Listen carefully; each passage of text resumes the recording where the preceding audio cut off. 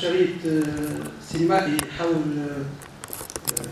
11 سبتمبر 1973 اللي هي لحظة تاريخية مفصلية مش في تاريخ أمريكا اللاتينية فقط وإنما في تاريخ العالم، لأنه كانت بداية إقامة نظام عسكري انقلب على سلطة منتخبة ديمقراطية في الشيلي، وكان كذلك لحظة مفصلية في تاريخ العالم من ناحية أنه كانت بداية تطبيق السياسة النيوليبرالية الاقتصادية لمدرسة شيكاغو في الشيلي، اللي انطلقت بخصوص كل مرافق الحياة، النقل، الصحة، التعليم، واللي اليوم قاعدين نشاهد في أثارها في العالم الكل. كنا نذكروا أنه سنة 73 كانت فيها حرب أكتوبر في مصر، كانت فيها حرب في فيتنام وفي كمبودج، وكانت الولايات المتحدة الأمريكية في الفترة هذيك تعارض طموحات الشعوب من أجل التحرر ومن أجل الانعتاق، ودبرت الانقلاب على حكومة منتخبة ديمقراطيا، لكن رفضت أنها الولايات المتحدة أن الحكومة هذه تطبق سياسة لصالح الأوسع جماهير الشعبية في الشيلي بتأميم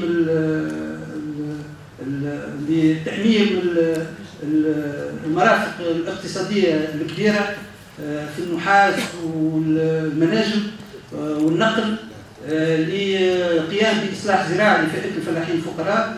هذا الكل خلى الحكومة الأمريكية بقيادة ريشارد نيكسون في تلك الفترة ووزير الخارجية هنري كيسنجر ينظموا الانقلاب الدموي عن طريق العسكر الشيليين بقيادة سيد الذكر أوغوستو بينوشي.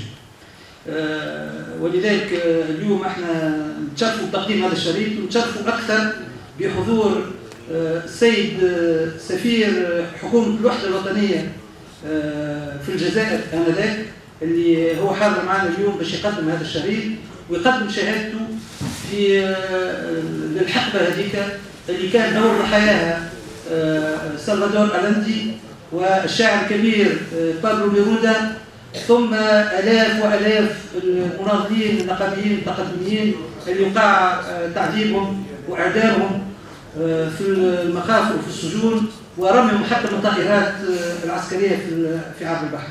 شكرا لكم الكل على الحضور هذا في هذا النوع التاريخي اللي هو 11 سبتمبر كذلك، وكل 11 سبتمبر هو منعرج في تاريخنا في تاريخ دولي.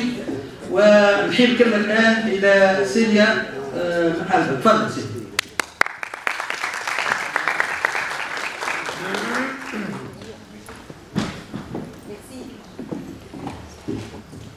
Merci au public tunisien d'être présent pour ce septembre chilien. Bon, comme vous voyez, je vais m'exprimer en français car je n'ai pas encore eu le temps d'apprendre l'arabe. Donc notre organisation, Alba Malta North Africa, est heureuse que vous ayez accepté notre invitation afin de commémorer la date du 11 septembre 1973. Une date tragique, car à partir de cette date, débuteront 17 ans de dictature fasciste et 44 ans de dictature du capital avec le général Augusto Pinochet, engendrant la mort de milliers de militants socialistes et communistes, avec plus de 3225 Chiliens assassinés, parmi lesquels 1200 sont considérés disparus. C'est un drame toujours actuel pour beaucoup de familles au Chili. Près de 38 000 personnes ont été torturées sous la dictature d'Augusto Pinochet.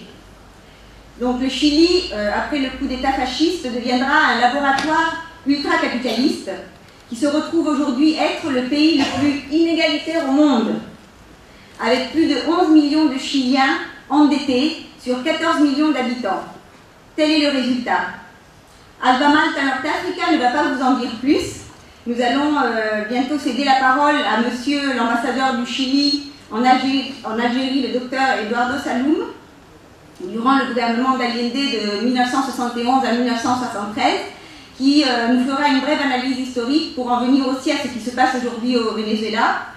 Ensuite, donc, nous passerons le film documentaire de Patricio Guzmán, qui est donc un grand réalisateur chilien qui est connu pour la trilogie qu'il a réalisée sur la bataille du Chili en 1977, qui est un film mythique du cinéma politique. Donc cet après-midi, on va vous présenter donc, Salvador Allende, qui est sorti en 2004. C'est un film documentaire qui a reçu plusieurs prix, dont le prix donc, de la sélection officielle du Festival de Cannes, aussi le meilleur documentaire de création européenne d'Annecy, le Grand Prix de Lima au Pérou, le prix du public de Salzbourg et d'autres prix, notamment aussi au Chili.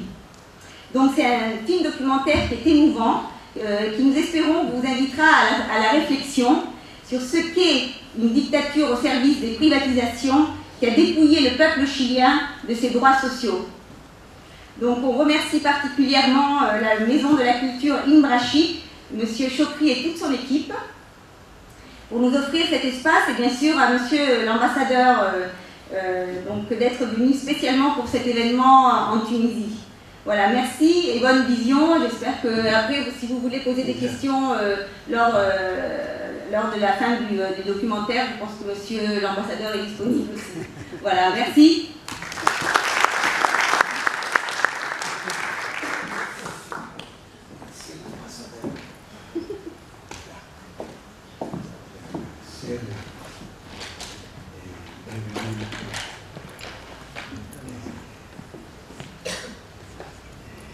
Avant tout, je voudrais remercier l'organisation Alba Malta Nord Africa Coordination pour m'avoir invité pour cette commémoration du coup d'État au Chili le 11 septembre 1973 et à la Maison de la Culture Ibn Rachid de Tunis et toute l'équipe qui travaille ici dans cette maison. Je voudrais commencer par une petite anecdote. Et je vous demande d'avoir la patience de me pardonner si je ne parle pas bien le français, parce que depuis 44 ans que je ne parle pas le français. C'est la première fois que je commence une conférence, une petite introduction dans la langue française. Et je voudrais commencer, comme je vous dis, avec une petite anecdote. Le président Allende visite l'Algérie en décembre 1972. Et dans la réunion avec le président Boumedienne, le ministre, dans le moment Abdelaziz Bouteflika, Cherif Belkacem et d'autres personnalités du gouvernement algérien, le président Allende avec la délégation chilienne, j'étais présent à ce moment-là, Boumedienne demande à Salvador Allende quelle est la position de l'armée chilienne dans ce moment, décembre 1972. Allende répond disant l'armée chilienne, c'est une armée constitutionnaliste. Et, vous comprenez le moment que Boumedienne, que c'était un homme très timide en relation avec les personnes qu'il ne connaît pas familièrement, il devient rouge, en savant que l'armée, aucune armée, c'est une armée constitutionnaliste. Et l'armée chilienne avait commencé la pénétration et le changement d'opinion vers un gouvernement élu démocratiquement comme celle d'Allende, petit à petit, pas à pas, jusqu'à le moment du coup d'État. Et la Unité populaire, c'était une agglomération, un groupe de partis dans lesquels deux partis c'était les plus importants, le Parti socialiste chilien et le Parti communiste chilien. Le Parti communiste, c'était un parti, à cette époque, un parti appartenant à la Troisième Internationale. le Parti socialiste, c'était un parti déclaré marxiste et en plus léniniste, mais latino-américaniste. C'est-à-dire, ces partis socialistes, c'était pour la unification de l'Amérique latine et la compréhension de tous les travailleurs de ce continent. Pourtant, le prolétariat chilien, c'était un prolétariat faible, avec un pourcentage organisé que c'était plus ou moins de 35%, 40% de toute la classe laboratrice chilienne. Et la paysannerie, c'était une paysannerie qui était dans une situation de domination semi-féodale.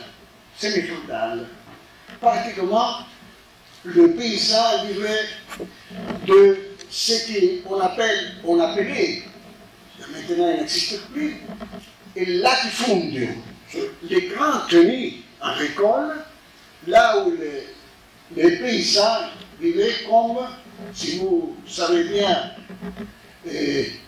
comme deux serfs.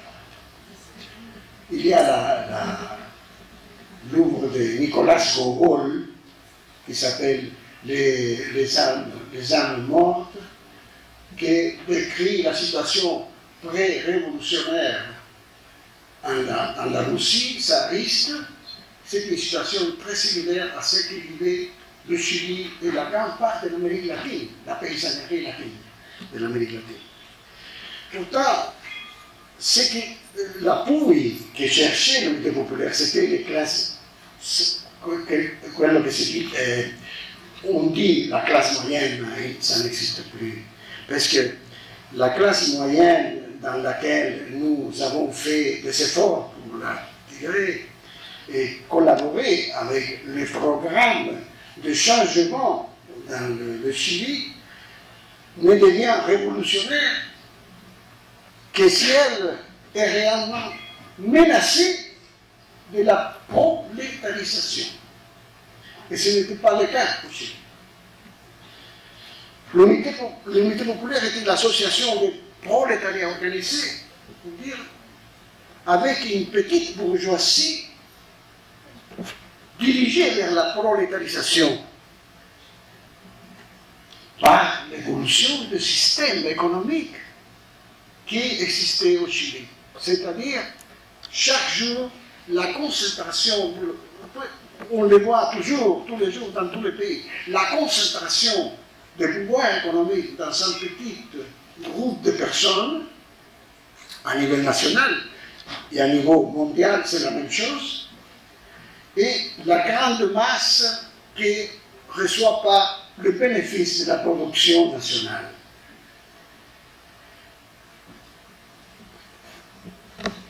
Par contre, la grande bourgeoisie, c'est-à-dire la production industrielle importante, la banque et la presse, etc., est liée étroitement à les intérêts des États-Unis, d'une manière très importante.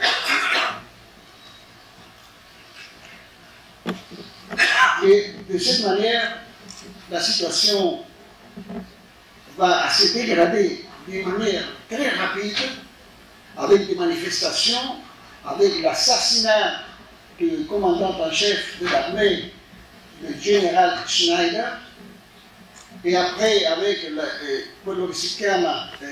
ce qu'on appelle il pronunciamiento du général Dio dans sa caserne de militaires, et l'introduction, l'appel que fait Allende et naturellement la commission politique de l'unité populaire de donner aux militaires des postes dans le gouvernement. C'est-à-dire, dans la pratique, l'armée comprend que c'est un acteur fondamental dans la vie nationale. Ce n'est pas l'armée isolée qui a les lois, les règles, etc. C'est une armée qui participe dans les ministères et dans l'administration du gouvernement, dans les gouvernements de l'unité populaire qui cherchent à changer le Chili dans tous les domaines, éducationnel, sanitaire, productif surtout, et avec des droits importants pour les travailleurs, et surtout avec une séparation des pouvoirs, c'est-à-dire une démocratie participative, pas une démocratie élective comme c'est aujourd'hui. Participative, c'est-à-dire les organisations populaires doivent participer dans les décisions qui sont très importantes pour l'avenir du pays. Le coup d'État, c'est un coup d'État horrible. Nous étions à ce moment-là en Algérie, dans la réunion des pays non alignés, et les 10 et les 11, non, les 10, à 2h du matin, le 11 septembre, quand on communique les coups d'État. Et le ministre des Affaires étrangères, mon professeur, ami et camarade, Clodomir Almeida, quitte l'Algérie dans la nuit et part pour le Chili, naturellement, après, dès qu'il arrive, vient emprisonné et exilé dans la région sud du Chili, la région de pôle sud de l'Antarctique. Les coups militaires changent complètement la nature du pays. Mais pour imposer le système libéral, néolibéral, il faut éliminer pratiquement toute la bureaucratie, tout l'appareil professionnel du pays, qui c'était très importante. De cette fonctionnaires et professionnels perdent leur travail sans aucune compensation d'aucun type, et quand ils ne sont pas emprisonnés, torturés et beaucoup de fusillés. Je ne vais pas raconter mon cas, je viens de parler avec mon ami et avec Khouri de l'Algérie. J'étais éliminé, par exemple, du registre civil avec toute ma famille. J'étais éliminé du service national de la sanitaire. Et après, naturellement, je n'avais aucune possibilité de retourner au Chili pour travailler, particulièrement avec une tâche dans votre feuille de vie. Et comme moi, plus de 400 000, un demi-million presque, de gens qui on a dû quitter le Chili pour chercher travail ailleurs. Surtout beaucoup d'Amérique latine, beaucoup en Europe, etc. L'Algérie, c'était un exemple de solidarité parce que c'était le seul pays du monde à ne pas reconnaître le gouvernement de la junte militaire de Pinochet. Le seul pays au monde. Et j'étais vraiment très heureux, je suis très heureux de cette manifestation politique claire, précise, dans un pays comme l'Algérie, qui était, à ce moment-là, les récepteurs de tous les mouvements de libération du monde, pas seulement africains ou asiatiques ou arabes, même des autres continents. Et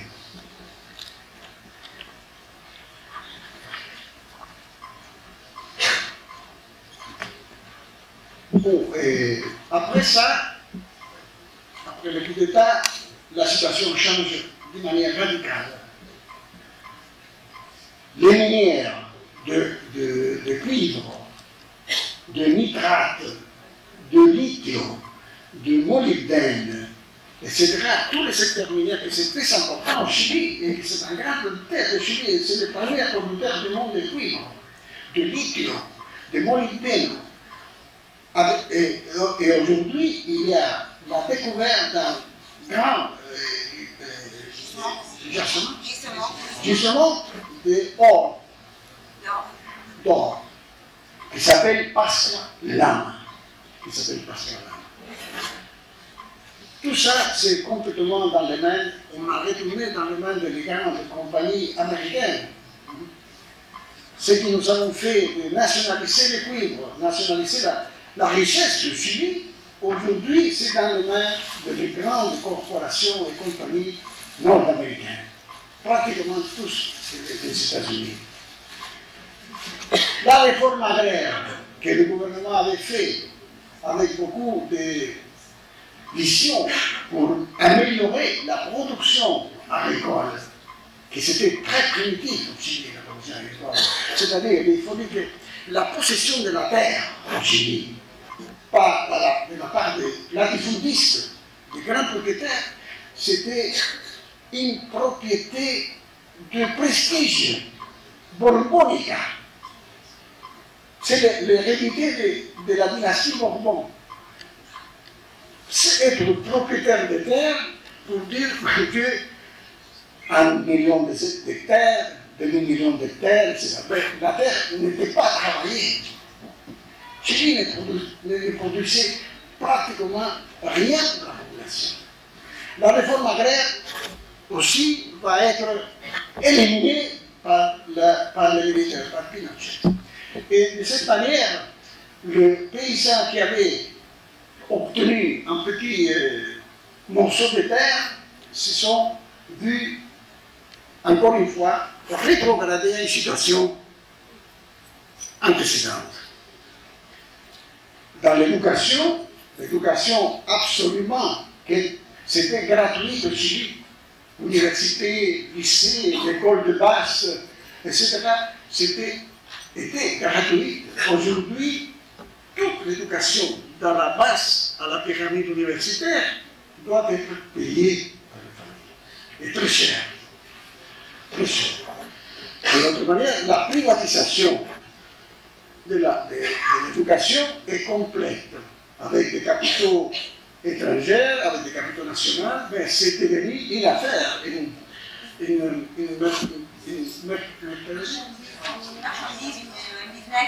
un business,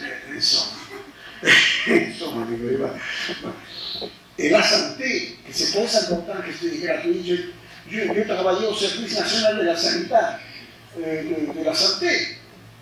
La santé est totalement privée. C'est-à-dire, ils ont créé une organisation privée à laquelle vous devez payer mensuellement une quota pour avoir la possibilité de l'assistance médicale. Et privé aussi. Pourtant, il y a beaucoup de gens qui ne peuvent pas payer pour la santé. Bon, tous les pays deviennent une grande marché pour les capitaux nationaux et les capitaux étrangers. Et dans cette situation, nous devons dire que les salaires de Chili sont très bas. Le minimum n'arrive pas à 230-300 € par mois. Et les produits sont très chers. Très chers. Les prix européens. Pourtant, les familles doivent payer la santé, elles doivent payer l'éducation, les transports de tous les jours pour travailler. L'unique chemin de sortie, c'est l'endettement. Les 80% des salaires des Chiliens sont endettés. 11 millions de personnes, presque, plus de la moitié de la population de Chili est endettée par rapport aux services. Santé, éducation, transport, la pension, etc. Et 11 millions, c'est ici. Avec tout ça, l'armée, pour ces altes qualifié prend les 10%, l'armée chilienne prend les 10% de toute la vente de cuivre à l'extérieur. Et les salaires des militaires, et c'est un cercle complètement clos, sont beaucoup plus hauts de la grande population du pays. C'est-à-dire, eux ont gagné beaucoup avec cette coupe militaire. Je voudrais dire que la situation au Venezuela, par exemple, c'est une copie de ce qui se fait le Chili. C'est la même chose.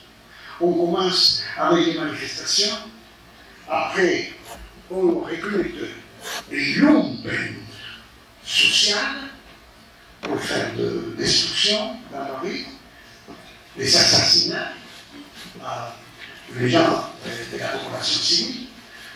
Et après, quand la bourgeoisie n'arrive pas à vaincre le gouvernement, alors que le patron qui veut contrôler les pétroles de Venezuela, et c'est les États-Unis, menace avec une intervention militaire.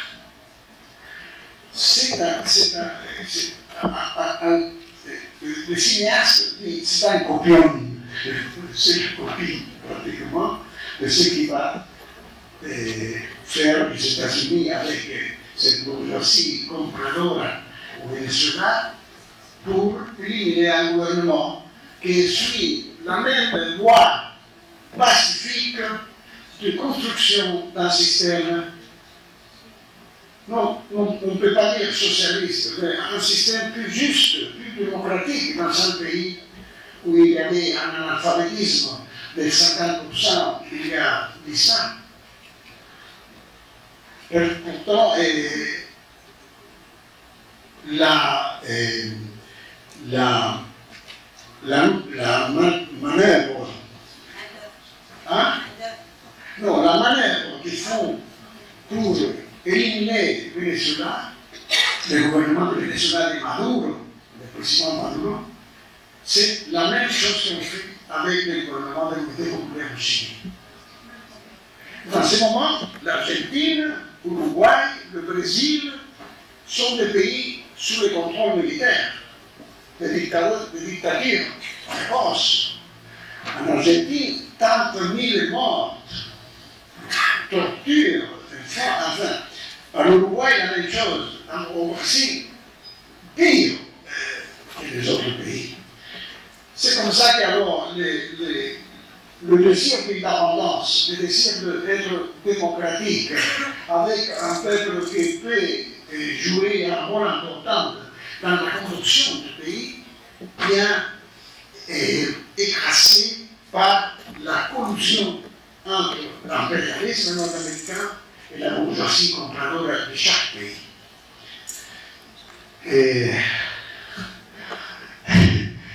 Je voudrais attendre après les demandes pour continuer cette conversation, ce débat, pour expliquer des autres choses de la situation au Chili de 11 septembre 1973. Une autre chose qu'il est nécessaire de dire, c'est que la solidarité internationale à ce moment-là, c'était extraordinaire. C'était une chose incroyable.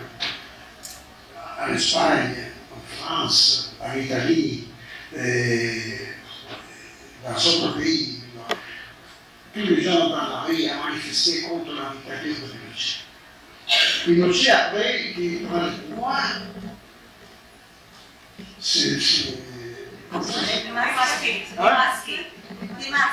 des marques, et il devient milliardaire. Ils sont la commission qui a cherché de clarifier le crime de Pinochet, découvre que Pinochet avait une fortune, je ne me rappelle pas la quantité, mais des lingots d'or dans une banque de Miami. Et une quantité incroyable de dépôts en dollars dans toutes ces banques américaines. C'est-à-dire, utilise les pouvoirs s'enrichir d'une manière honteuse. Je sais bien que beaucoup de pays ont souffert cette manifestation de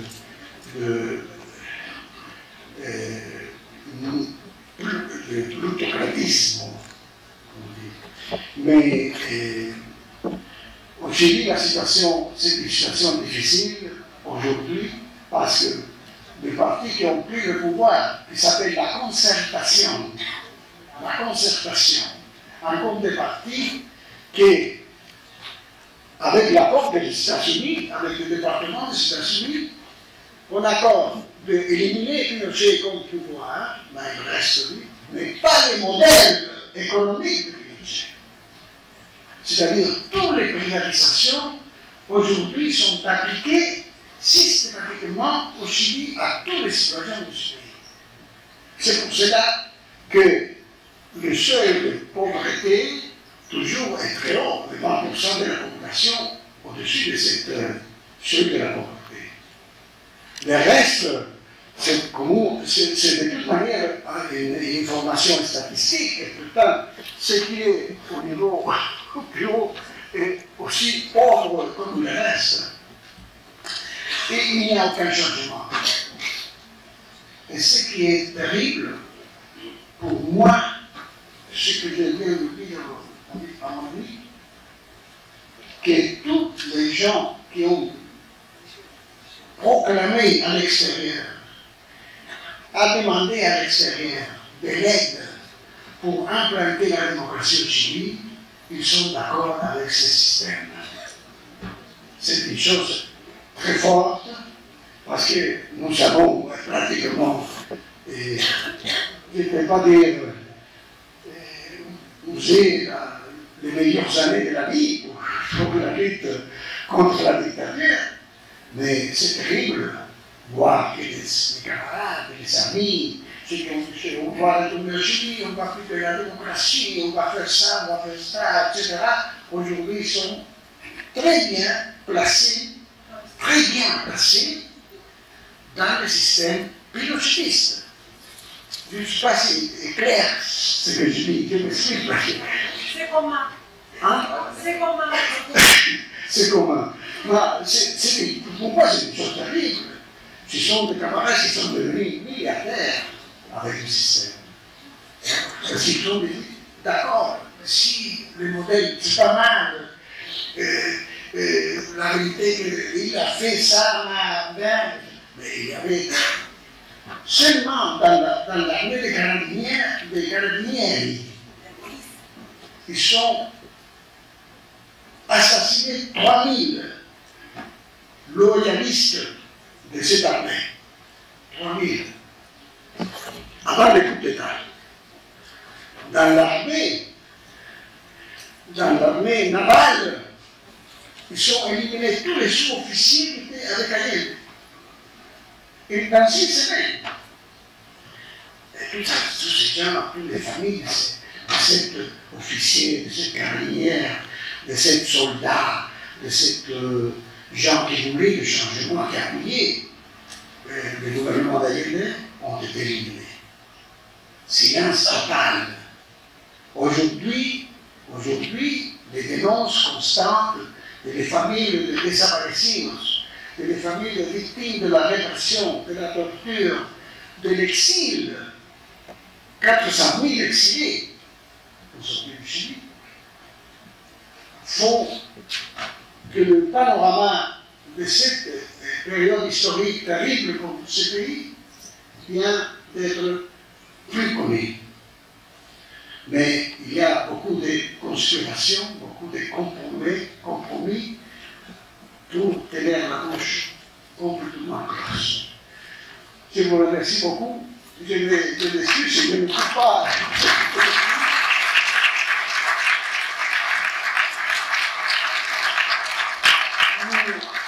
Je suis disponible pour n'importe quelle question pour répondre.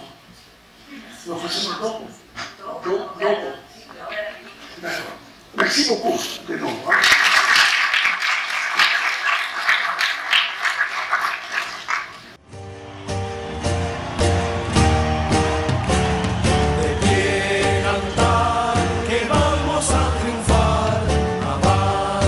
Ya banderas de unidad y tú vendrás marchando junto a mí y así verás tu canto y tu bandera florecer, la luz de un rojo amanecer anuncia ya la vida que vendrá.